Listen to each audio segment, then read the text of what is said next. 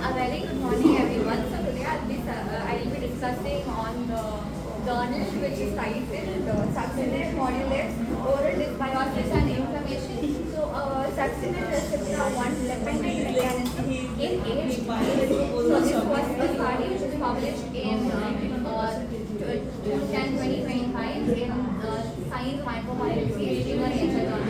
It has an impact factor of 90.4. So the terminology used in proceeding to the study is succinate. So succinate is a DCA cycle metabolite with signal roles in protein, and SECNR1 is a gene protein coupled receptor for succinate.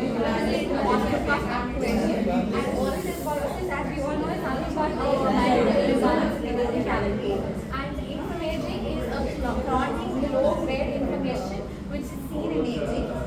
So the normative study is the first study linking succinate to age-related oral microbiome shifts and bone loss. So this study demonstrates SUCNRI-KO in mice which resist aging-induced inflammation and dysbiosis.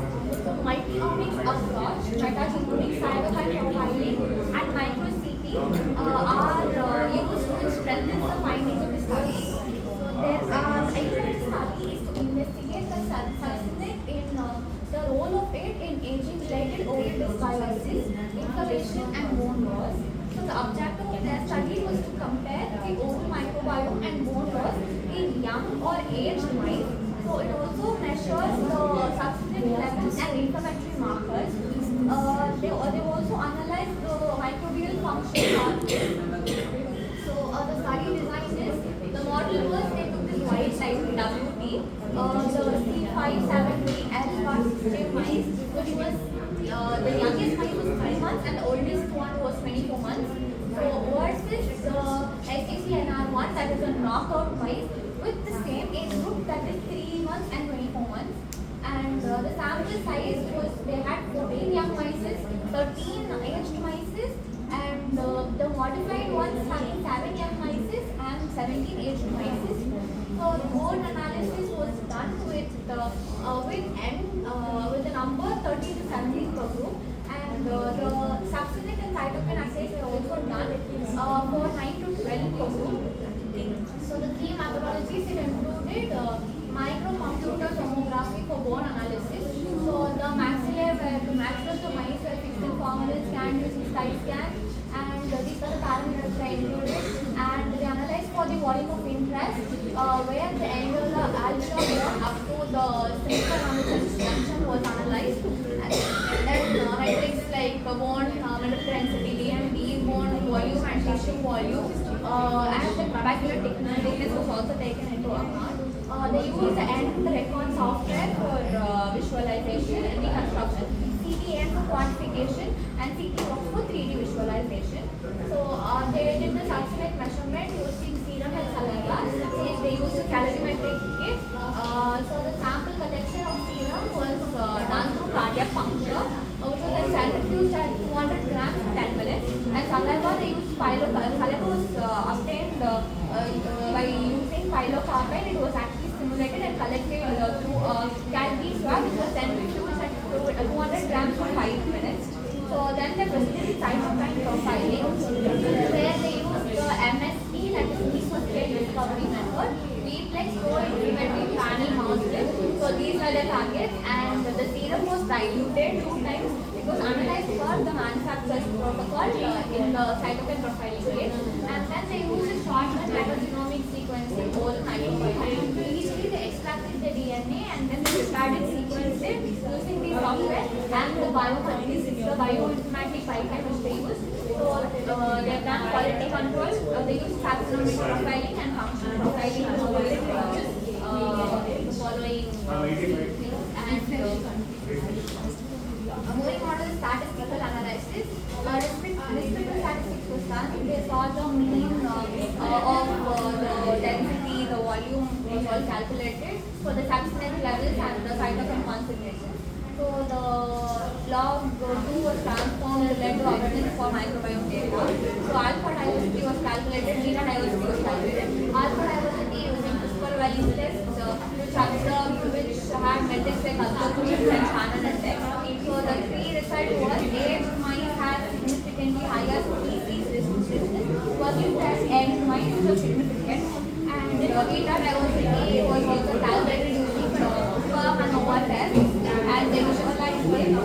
differential abundance was also calculated, also noted between the taxa and Pascal. So the results indicated that the age-wise increased biosynthesis pathways protein and there is decreased glycolysis. They also did correlation analysis and group comparison between the species using student speed test, ANOVA and the sports contest. And moving on to the results. So the results stated that the aged mice had lower bone mineral density, bone volume or tissue volume, and the aged mice it had higher bone mineral density, bone volume versus mice which was aged, and these values were said to be statistically significant. The subsequent levels were 2.5 times higher in the aged mice versus the young ones, and the saliva was 1.8 times higher in the aged mice, which was again statistically significant. And the KO aged mice, they exhibited lower succinate levels, and that was also statistically significant. Over the microbiome shifts, so alpha diversity indicated that there is increased species resistance in aged mice, and beta diversity indicated that there is a significant shift between the aged mice and the young ones. And E taxa, the results stated that in the WB aged mice there is an enriched Staphylococcus virosis, that is a periodontal pathogen activity, whereas in the KO aged mice there is increased Streptococcus danielae, which is a health associated health associated bacteria. And the functional pathway alterations, the results reveal that there is an increase in biosynthesis pathway in aged mice, and the KO aged mice also preserve the same metabolic function. So the key pathways are correlated with succinate, that is using the Spearman's correlation, and some values are negative, but the non-divide biosynthesis was positive, and there was no significant correlation in the key pathways when correlated with succinate in KO aged mice. The inflammatory cytokine results, they reveal that there is an increased TNF alpha, IL-6 and KC or GRO proteins in the WB aged mice, and in KO aged mice there were decreased pro-inflammatory cytokine but increased interleukin 10 or interleukin 4. So this has a compensatory anti-inflammatory response in it. So moving on to the discussion. So this succinate activation, it is related to SUC-NR1 activation, which induces osteoclastogenesis plus cytokine storm. So another thing is that KO mice, it resists the pathogenic shifts.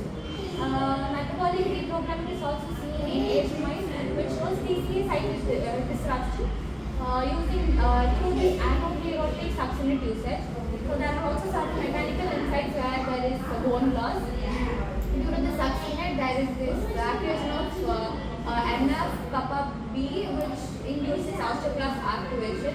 There is also microbial linkage where LPS producing bacteria may elevate the succinate fueling inflammation. So the implication is that this can be a therapeutic target where the SUC-NR1 antagonist for periodontitis or aging can be used, and biomarker potential, it has a good biomarker potential where the salivary succinate is also a predictor for oral hygiene, oral aging.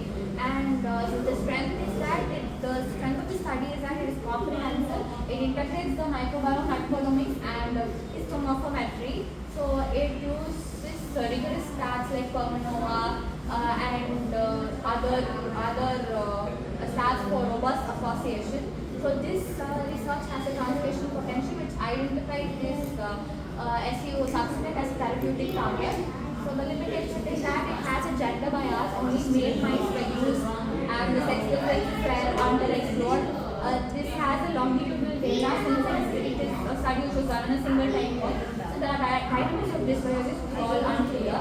There is also a human relevance, so the human relevance was not there. So it requires validation in the cohorts. Social interaction is that mechanistic studies can be done, like how specific bacteria model is succinate, and human trials can be done in elderly using with periodontitis using these antagonists, and multi